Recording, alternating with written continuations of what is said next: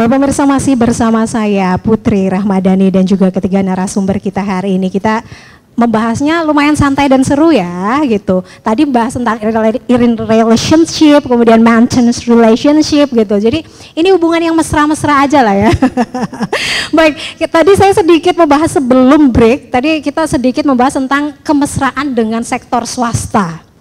Bagaimana Pak Santoso melihat kemesraan yang sejauh ini dibangun? Salah satunya adalah tujuannya untuk Semarang berinovasi tentu saja, untuk meningkatkan inovasi dan juga mengarahkan agar ini benar-benar gitu tepat sasaran. Silakan Pak Santoso. Baik, jadi sebenarnya inovasi itu kalau ditelusuri asalnya kan banyak dari dunia privat. Ya, sumber ide dasarnya dari dunia bisnis begitu. Artinya mereka sudah terbiasa untuk melakukan inovasi. Kemudian inovasi itu ditularkan ke internal pemerintahan, ke birokrasi. Nah, yang kita diskusikan kan inovasi dalam konteks lebih banyak ke pemerintahan, ke birokrasi. Nah, apakah memang inovasi itu harus murni ya oleh birokrasi? Saya kira tidak. Jadi di era hari ini keduanya harus jalan ya. Jadi inovasi yang dari swasta yang kemudian itu bermanfaat bagi masyarakat, itu saya kira perlu diadopsi, perlu ditiru, perlu diterapkan, dan tentunya ada pengembangan lebih lanjut. Yang internal eksekutif sendiri itu juga dibiasakan untuk melakukan kolaborasi dengan mitra swasta. Ya, beberapa yang saya tahu, tapi mungkin di Semarang masih belum berkembang ya, yaitu melibatkan swasta-swasta, pihak-pihak swasta dalam misalnya pendanaan ataupun pembiayaan inovasi itu memang penting ya. Entah itu mendanai prosesnya, infrastrukturnya ya, ataupun mendanai apa ya istilahnya proses-proses ideasinya, itu juga harus dilakukan oleh swasta. Nah, tinggal rangkulan birokrasi pada swasta ini bagaimana ya. Dalam rangka mengembangkan ini inovasi di internal pemerintahan ini, bagaimana ya pemerintah daerah Kota Semarang ini merangkul swasta yang menurut saya potensinya walah banyak sekali Kota Semarang ini ya, aset yang sangat besar ya. Saya tadi baru saja selesai nguji mahasiswa saya MAP dari Landak itu Kalimantan Barat. Kayak bumi dengan langit dengan Kota Semarang. Artinya mencari investor aja susahnya bukan main. Sehingga saya agak susah kalau membayangkan itu terjadi di Semarang gitu. Artinya Semarang ini sudah dikaruniai titik strategis, kotanya juga sudah maju ya, swastanya banyak, inovasi harusnya bisa di backup oleh swasta, harusnya bisa di backup. Entah itu swasta punya inovasi yang kita manfaatkan, ya hasil-hasil dari swasta bisa kita pakai, atau birokrasi yang kemudian join ya, kerjasama, kolaborasi dengan swasta. Yang tadi saya sebutkan pentahelix itu dalam rangka inovasi internal ya, misalnya pendanaan pasien miskin. Itu bagus itu kalau ada swasta kemudian entah lewat jalur tadi misalnya kontribusi CSR atau mungkin apa namanya Basnas atau apa itu ya. Kita pinjam potongan juga dari penghasilan kita yang kita kontribusikan lewat Basnas itu, wah itu banyak sekali manfaatnya, terutama untuk mendukung pelayan publik bagi orang-orang yang termarginalkan, yang kurang dapat perhatian ya, kurang beruntung ini. Ini saya kira sangat baik sekali. Kurang beruntung dan kadang suaranya tidak didengar. Ya, betul.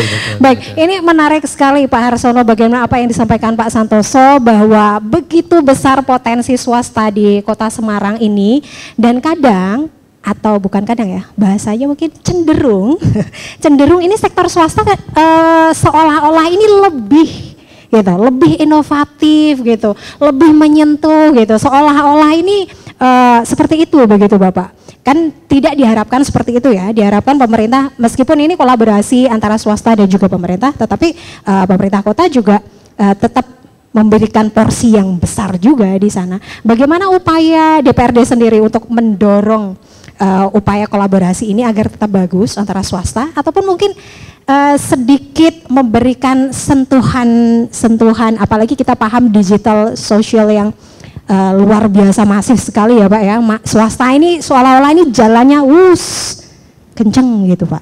Nah silahkan. Tadi disampaikan Pak Santoso memang betul. Semarang ini ibu kota provinsi dengan fiskal yang besar begitu. Kemudian tempat ya paling strategis karena di tengah begitu kan.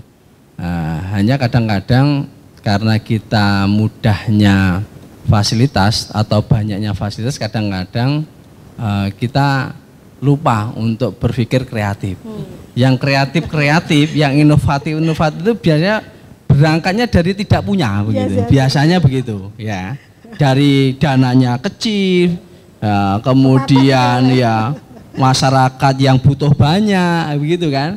Nah, itu yang kemudian memang kalau kita rasakan ya dorongan kita memang ke depan antar OPD itu ya ada kompetisi inovasinya begitu. Iya, kita dorong itu. Selama ini tidak ada kompetisi inovasi yang disampaikan Pak Santoso tadi. KIPP itu tidak ada di Semarang, dan memang kami suarakan supaya masing-masing OPD organisasi perangkat daerah itu memiliki inovasi masing-masing. Inovasi itu tadi selain memecahkan masalah, memudahkan, mendekatkan, memurahkan, mengefektifkan itu saja. Iya, seefisien, seefektif mungkin begitu kan. Kan begitu, karena kalau ditilik dari swasta itu semuanya begitu. Swasta kalau tidak menang dalam sisi pelayanan ya dia tidak laku kan begitu. Nah, pemerintah ini tantangannya kan di situ. Ketika kita melayani masyarakat, dilayani dengan cara apapun ya tetap gajian kan semuanya. Nah, itu yang kemudian kadang-kadang berbeda dengan swasta. Swasta kalau tidak baik ya tidak dapat keuntungan, tidak dapat keuntungan ya otomatis perusahaannya akan rugi kan, tidak bisa bekerja mereka begitu. Nah, itu yang memang paradigma swasta itu bagaimana kemudian bisa kita adopsi supaya semuanya memberikan manfaat ya. Satu, memudahkan pelayanan, yang kedua meningkatkan kesejahteraan masyarakat dan begitu. Itu prinsipnya. Kalau secara peraturan Semarang itu apa saja ada di kita perda itu. Perda tanggung jawab sosial ke masyarakat, tanggung jawab bina lingkungan ya, itu sudah ada sejak tahun 2017 itu. Sudah ada CSR lah bahasanya, kalau nasionalnya CSR, kalau di Semarang perda kita namanya tanggung jawab bina lingkungan itu. Itu sudah ada bagaimana kemudian potensi swasta itu dimanfaatkan dengan baik untuk ya pembangunan, meningkatkan pembangunan. Bisa sebenarnya mendukung tadi MBR, masyarakat berpenghasilan rendah itu kan bisa juga mengurangi kemiskinan. Angka kemiskinan kita itu tahun 2024 kemarin 4,03. Tahun 2023 itu 4,23. Ya, kalau secara angka persentase barangkali tidak terlalu tidak terlalu besar. Ya, tapi angka absolutnya barangkali cukup besar. Tetapi kalau angka-angka statistik kemiskinan di Semarang sudah barang tentu kita akan mudah lah ya, karena kita memiliki APBD yang cukup besar dan semua OPD memang kita prioritaskan bagaimana mengurangi kemiskinan gitu. Meskipun terakhir kemiskinan Semarang itu sebelum pandemi 2019 itu terakhir itu 3,8. 3,8. Ini kita mau balik lagi ke angka psikologis 3 itu aja sudah lama itu kan, sejak 2020, 2021, 2022, 2023, 6 tahun. Itu masih 4, kan belum angka psikologis 3, barangkali itu Mbak Ana. Ya, menarik sekali ya bagaimana tadi sedikit kalau saya menggarisbawahi perlu ada kompetisi di situ ya. Apalagi tadi sudah disebutkan kalau dari Semarang sendiri nggak kalah sama daerah lain ya, tetapi di internalnya sendiri nih perlu mengadopsi jiwa-jiwa swasta tadi ya. Ini kayak berasa penuh tekanan juga ya. Harus tekanannya ditambah lagi gitu. Oke, kita ke Pak Gusnar ini. Kalau melihat bagaimana tadi ya tekanan-tekanan dan juga karena digitalisasi ini juga cukup menekan saya rasa, karena harus bisa mengimbangi ya, inovasi itu harus bisa mengimbangi bagaimana digitalisasi ini terus berkembang gitu hingga saat ini. Jadi orang tuh dipaksa harus melek semua, ini harus paham gitu. Kalau Gusnar sendiri melihatnya nih, bagaimana perkembangan inovasi dan juga diiringi digitalisasi ini dan melihat respon dari Pemkot sendiri terkait isu-isu pelayanan publik. Tadi kan sedikit itu disinggung, ini ada kabar teranyar terkait bagaimana poin-poin atau bagi dinas-dinas terkait gitu ya untuk menangani secara lebih sistematis begitu. Silakan. Baik, berkaitan ataupun berhubungan dengan digitalisasi, saya rasa inovasinya sudah bagus. Ya, dalam artian kegiatan yang berkaitan dengan pelayanan publik sekarang sudah menyentuh ke level digitalisasi yang baik, ya kan.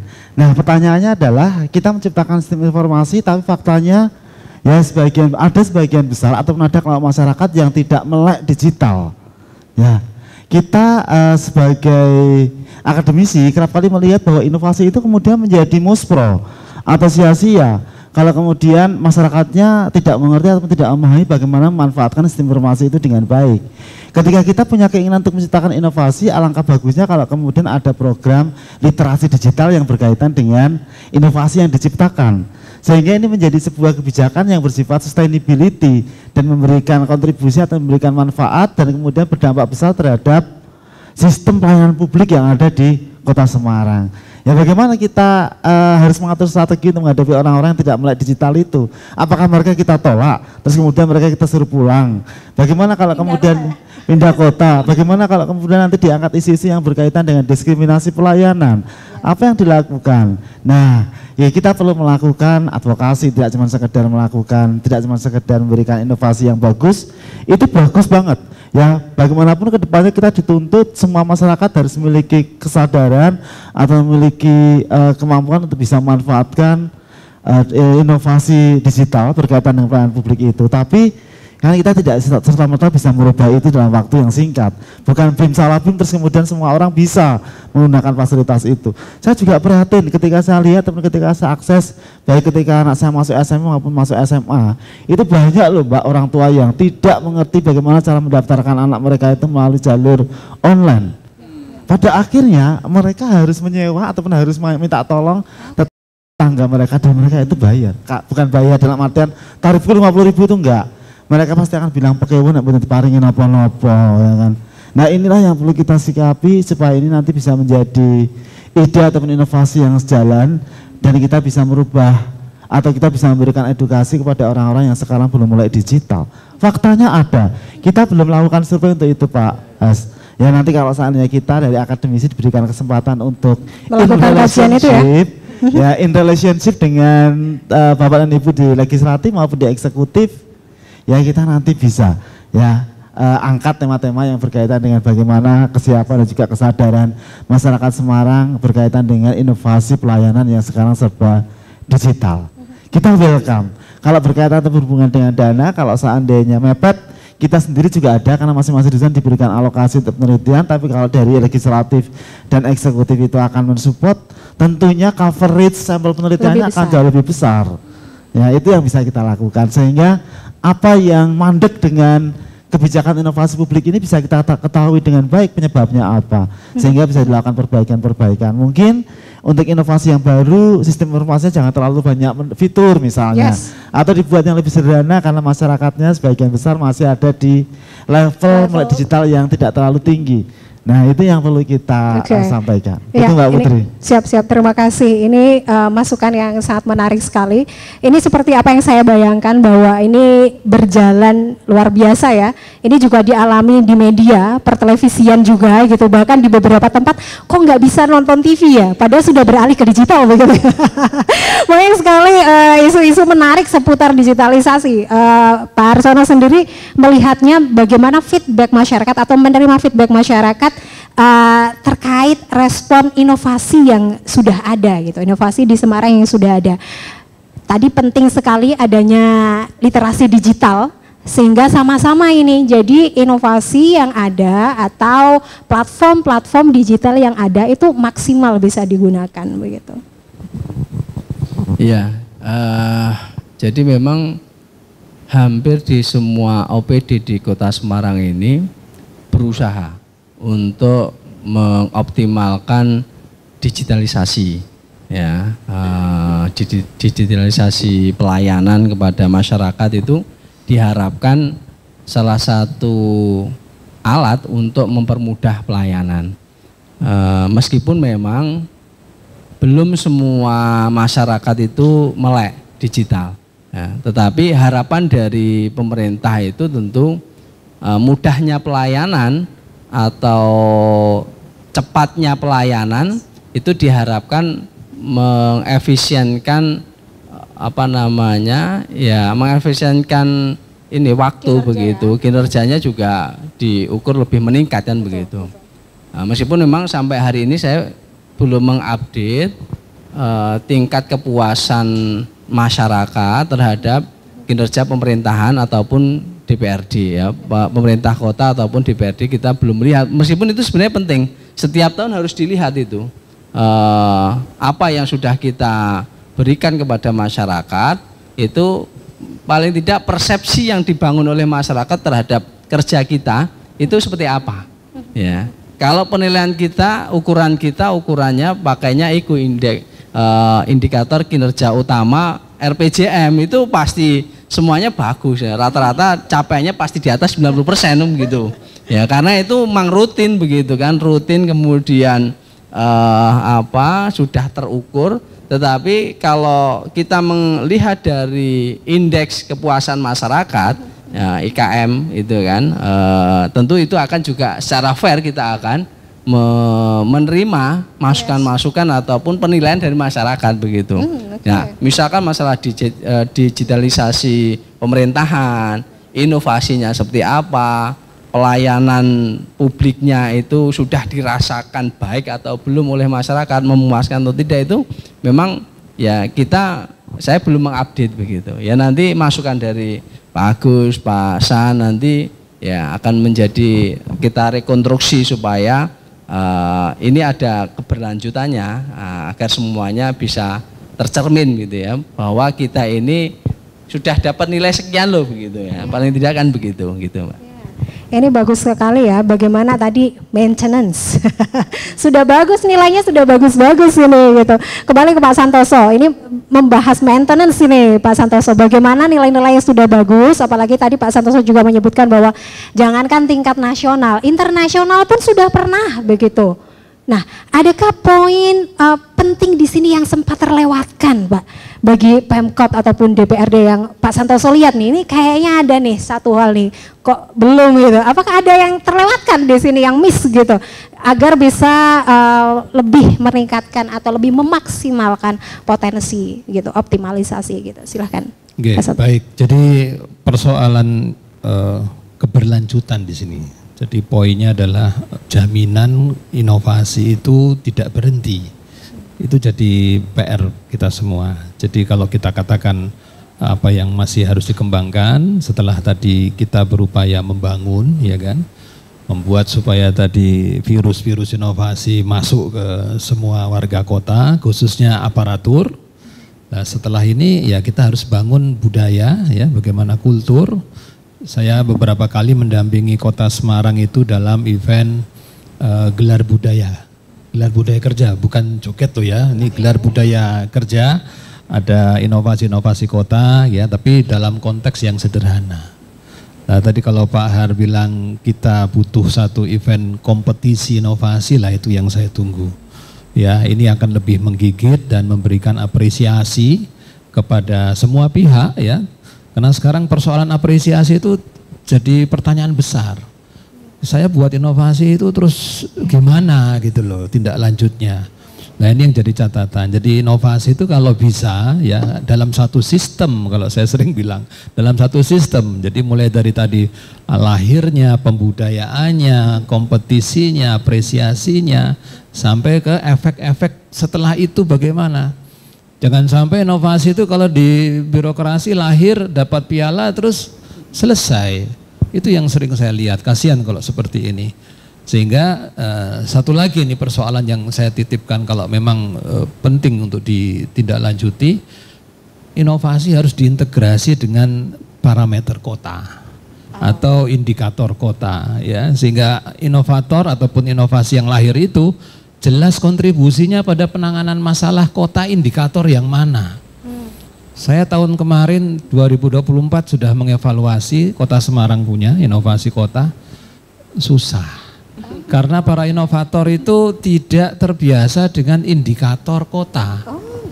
Jadi indikator kota misalnya, terus kemudian inovasi ini berdampak pada penurunan kemiskinan enggak mikir kemiskinannya, angkanya turun berapa enggak miskin, enggak jelas begitu. Sehingga saya titip ya evaluasi, karena tadi menjaga keberlanjutan inovasi itu penting sekali evaluasi, maka inovasi harus terus dikembangkan dan titip persoalan itu harus jelas deteksi kinerjanya pada indikator masalah kota ini sehingga nanti bisa jelas jalurnya, tracknya ini inovasi apapun kontribusinya masalah yang mana yang diselesaikan begitu. Ini jadi catatan penting, kalau nggak begitu nanti ya nggak jelas larinya kemana. Wah, ini catatannya penting semua ini ya, sudah saya catat ini.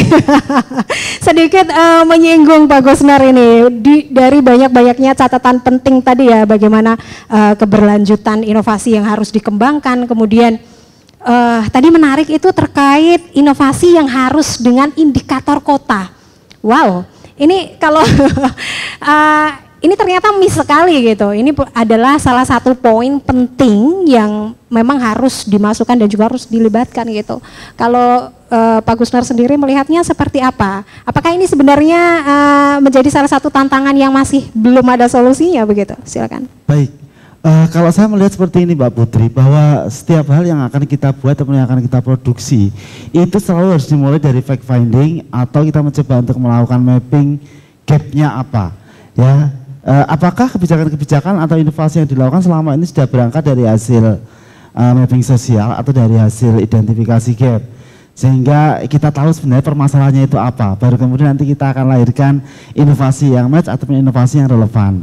Ya, jadi apapun yang kita akan buat, apapun yang akan kita lakukan kalau kita di perguruan tinggi itu selalu harus dimulai dengan riset, ya kan, untuk mengetahui dan mengidentifikasi kira-kira kebutuhannya apa, need-nya apa, masalahnya apa. Sehingga ketika kita punya ide-ide yang bagus ataupun ide-ide yang menarik itu ada reason yang latar belakanginya.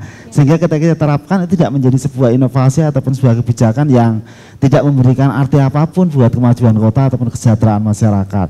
Saya tidak tahu ini apakah, mungkin Pak Sa nanti bisa memberikan penjelasan apakah selama ini semua inovasi itu selalu berangkat dari yang namanya identifikasi gap terlebih dahulu, ya, untuk mengetahui dan memetakan kira-kira masalahnya apa ataupun kebutuhannya apa. Kalau kita lihat kan sebenarnya ada modelnya, pasti ya Pak Sa, ada model yang digunakan untuk menetapkan atau untuk melahirkan sebuah inovasi. Apakah sama dengan yang kita berikan di kampus? Kita mulai dari tahapan identifikasi gap, kemudian kita tentukan strateginya apa, kita pilih kira-kira taktiknya apa, bentuk inovasinya apa, bagaimana itu kita eksekusi, terus kemudian di tahapan terakhir kita evaluasi. Selama ini inovasi sudah bisa diterima dengan baik atau enggak, kepuasannya seperti apa, itu nanti akan bisa mendorong keberlanjutan dari inovasi itu sendiri. Gitu. Ini menarik juga ya, bagaimana kita tuh melihat alasan atau sebagai fondasi atau latar belakang itu memang sudah harus dari riset atau tadi ya mapping atau jadi itu ada alasan mendasar berdasarkan data yang ada, jadi semuanya biar tepat sasaran. Dan saya percaya, saya rasa teman-teman di sini dan juga warga juga percaya bahwa pemerintah kota juga sudah melakukan hal tersebut ya Bapak gitu. Tetapi tantangan-tantangan yang ada ini lumayan masih cukup ada, apalagi tadi juga ada masukan-masukan yang luar biasa bagus. Ada tanggapan dari Pak Harsono? Iya, jadi kita melihat tantangan-tantangan yang kita hadapi itu tentu tidak bisa diselesaikan sendiri dan memang senantiasa kita dorong. Kita ini sejak awal tadi berbicara, kita itu punya Undip Semarang itu. Ya.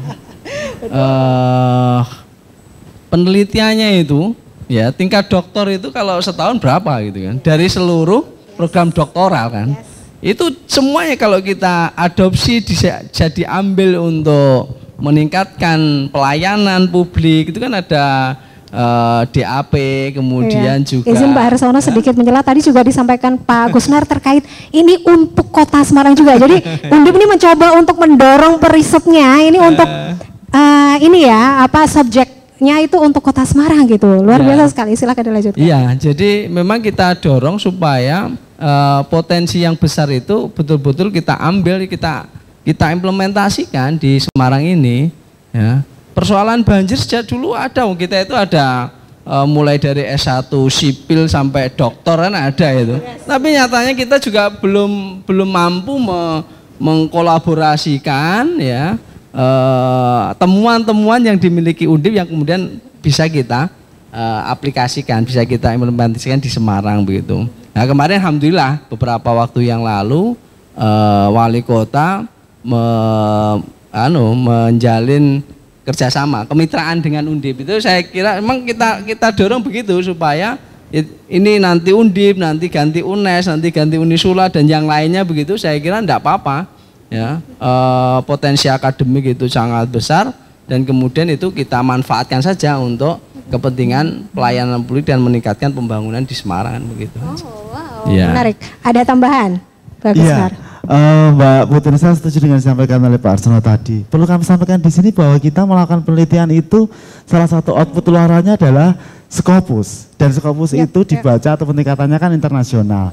Ya, jadi yang dinamakan dengan Semarang itu untuk beberapa dosen yang melakukan riset tentang Semarang itu secara tidak langsung membranding dan mengangkat Semarang ke tingkat internasional. Kalau kemudian nanti ada inisiasi untuk melegalkan dalam bentuk perjanjian kerjasama atau kita membuat memorandum understanding di mana sebagian penelitian-penelitian yang dilakukan oleh dosen dan juga oleh mahasiswa, ya di FISIP sendiri kita punya sekitar 6.300-an mahasiswa.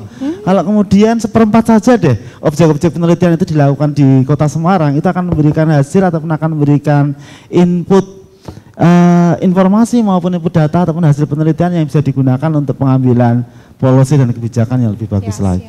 Saya sebagai dosen yang membimbing mahasiswa itu dengan sangat ikhlas dan senang hati untuk memberikan kontribusi buat kemajuan kota. Wow, boleh tepuk tangan ya yang ada di rumah ataupun di luar saya menyaksikan, luar biasa sekali. Ada tanggapan lain mungkin dari Pak Santoso? Nyambung biar risetnya bagus ya. Ya, siap. Jadi sebenarnya ada skim yang sudah saya biasa ikuti di berbagai daerah. Cuma di Kota Semarang ini perlu ditanyakan ke Brida apakah ada namanya RUD, riset unggulan daerah. Itu kalau ada, itu sudah bentuk kolaborasi perguruan tinggi dengan pemerintah. Itu di mana-mana dibuat begitu, di provinsi saya juga pernah ikut. Artinya ini kalau ada pendanaan khusus riset untuk perguruan tinggi, saya kira ini akan menarik ini untuk jadi salah satu resep jawaban ya persoalan kota ini bagus banget. Saya tambahkan kayaknya beberapa tahun yang lalu itu pernah ada Pak San ya riset seperti itu, tapi kemudian kok hilang ya sekitar tahun 2015 atau 2015 atau 2017. 2017, wah itu udah lama sekali. Saya pernah mengajukan riset itu berkaitan atau berhubungan dengan tema kekerasan anak. Oh, oke. Yang dibiayai ataupun yang mendapatkan dana dari Brida Semarang ya kalau nggak salah. Tapi kok terus kemudian hilang, habis itu nggak ada lagi. Oke. Langkah bagusnya kalau kemudian. Ini menarik kalau ada lagi ya. Nanti kita bahas setelah jeda pariwara berikut ini, riset unggulan daerah dan juga inovasi-inovasi lainnya masih bersama ketiga narasumber yang luar biasa ini. Pemirsa, jangan beralih dari tempat duduk Anda.